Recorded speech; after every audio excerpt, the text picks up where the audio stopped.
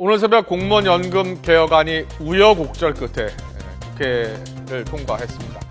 하지만 또 다른 논란이 불거지고 있죠. 바로 여야 합의로 처리된 국회법 개정안 때문입니다. 청와대는 행정부의 권한을 침해해서 삼권 분립에 위배될 소지가 있다라고 반발을 하고 있고, 국회는 헌법 정신에 따른 것이어서 문제될 것이 없다라고 주장하고 있어서 지금 양쪽의 의견이 팽팽히 맞서고 있는 상황입니다. 자, 먼저 국회법 개정에 따른 청와대와 여야의 서로 다른 입장부터 들어보시겠습니다. 행정입법의 내용을 입법부가 직접 심사하고 그 변경까지 할 수 있도록 국회법을 개정한 것은 법원의 심사권과 행정입법권을 침해하는 것으로서 헌법상의 권력 분립 원칙에 위배될 소지가 있습니다. 법률을 집행하기 위한 정부의 시행령을 국회가 좌지우지하도록 한 국회법 개정안은 행정부의 고유한 시행령 제정권까지 제한한 것으로 행정부의 기능은 사실상 마비 상태에 빠질 우려도 큽니다. 이런 국회법 개정을 강행한 이유가 공무원 연금과 무슨 관련이 있는지 묻지 않을 수 없습니다. 저는 어떤 부분이 상권 분립에 위배된다는 건지 좀 이해할 수가 없습니다. 거기 보면 분명히 국회가 정한 법률의 취지와 내용에 그걸 어긋나는 경우만 그래 하도록 되어 있지, 국회가 정부가 만드는 시행령이 모든 조항에 대해서 어떻게 간섭하고 이런 거 아닙니다. 그건 너무 좀 과하게 해서 하시는 그런 시정 요구 자체도 여야 합의가 돼야 되는 거고, 그것 때문에 남용이 돼서 정부가 일을 못하고 그건 너무 과한 거지. 만약 행정부가 이게 생각이 다르면 그러면 따르지 않아도 그걸 이 강제할 규정이 거기 없고요. 그 다음에 거기에 이렇게 법률과 시행령 사이에 생기는 충돌 문제에 대한 최종 판단은 대법원이 하는 거고, 상권 분립이 아무 이상 없습니다. 예.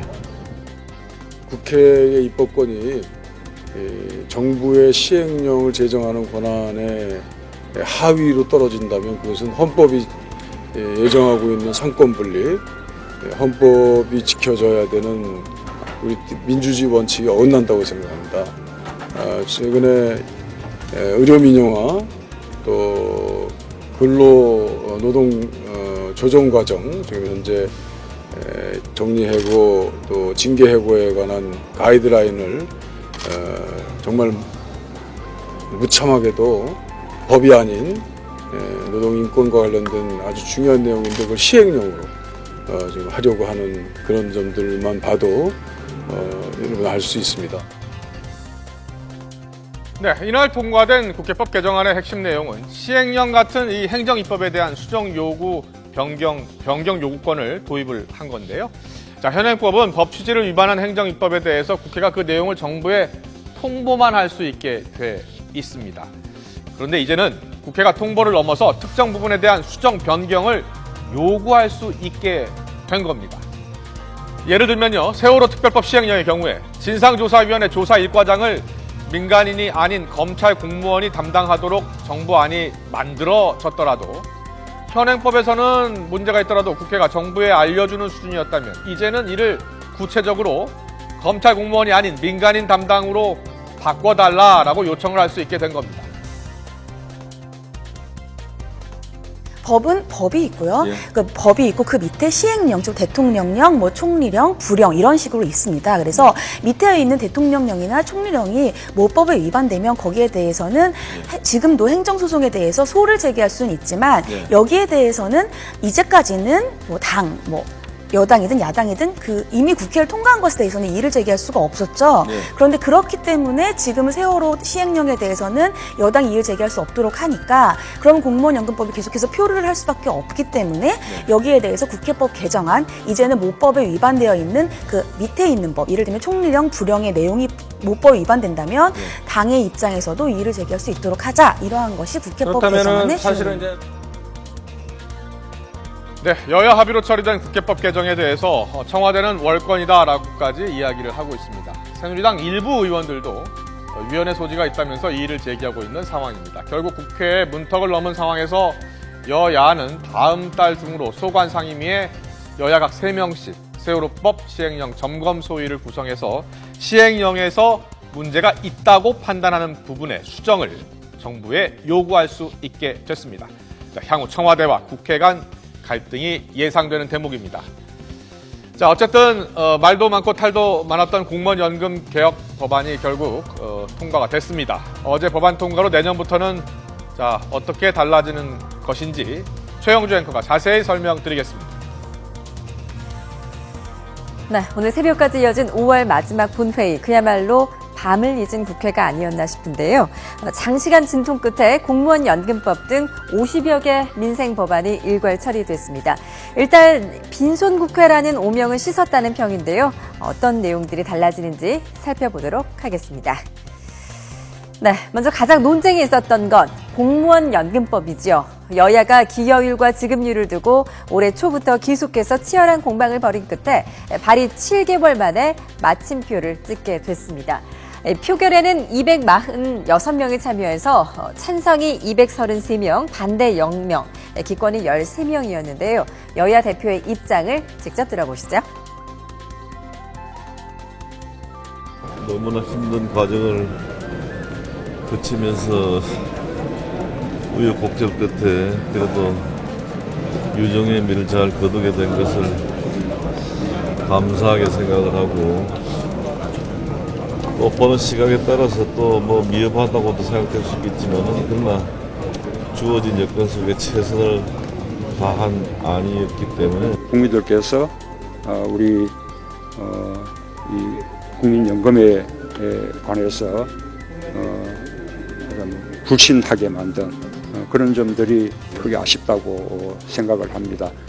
그런 점들은 정부도 앞으로 좀 더 이렇게 반성하고 성찰하면서 우리 그 공적연금을 한편으로 강화하고 한편으로 그에 대한 국민들의 신뢰도 높여나가는 그런 노력을 해야 할 것입니다. 공무원 연금법 개정안의 핵심, 더 내고 덜 받는 것이죠. 공무원들이 내는 보험료율은 인상을 하고 또 연금액은 20년 동안 단계적으로 깎는 것입니다. 연금액은 앞으로 5년 동안 동결되고요. 연금 지급 연령도 현행 60세에서 65세로 늦춰집니다. 다음은 애연가분들이 특히 관심이 많은 사안일 텐데요. 담뱃값 경고 그림, 문구를 의무화하는 법안이 11번 발의 끝에 12번째 국회의 벽을 넘게 됐습니다. 이 법안은 담뱃값 앞뒷면 면적의 50% 이상을 경고 그림과 경고 문구로 채우고, 이 가운데 경고 그림의 비율이 30%를 넘도록 하는 내용을 담고 있습니다. 네, 지금 보시는 그림, 보건복지부의 연구 용역 의뢰로 한국건강증진개발원이 예시로 만든 담뱃값 경고 문구 그림 시안입니다. 보건복지부는 지금까지 이루어진 연구를 토대로 커뮤니케이션 전문가, 법률 전문가, 시민단체 일반인 등 다양한 사람들의 조언을 받아 최종 결정할 예정입니다. 한국 성인 남성의 흡연율은 2013년 기준 42.5%로 매우 높은 편이라고 하는데요. 정부의 금연 정책이 긍정적인 효과를 가져올지 지켜봐야겠습니다. 네, 또 다른 법안 한번 살펴보시죠. 대학생들에게 희소식인 법안인데요. 취업 후 학자금 상환 특별법 개정안, 대학생의 학자금 대출 상환 부담을 덜어주는 법안입니다.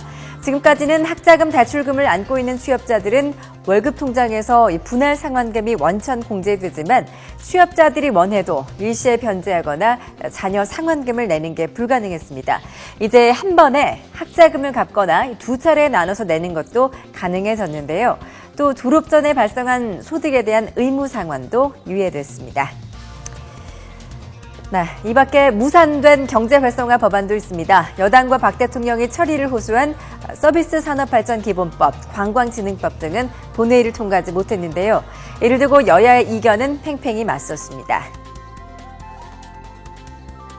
66만 개의 일자리를 창출할 수 있는 국외 경제화 활성화 법안을 처리하지 않는 것은 청년 실업을 방조하겠다는 것과 다름없는 행태입니다.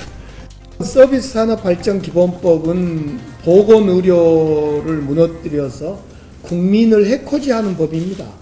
관광진흥법은 아이들을 해코지하는 법입니다. 천신만고 끝에 이루어진 5월 마지막 본회의, 국민의 관심을 받던 주요 현안들이 통과가 됐습니다. 하지만 여전히 산재한 문제들이 많은데요. 법안이 원만하게 시행될지는 좀 더 지켜봐야겠습니다.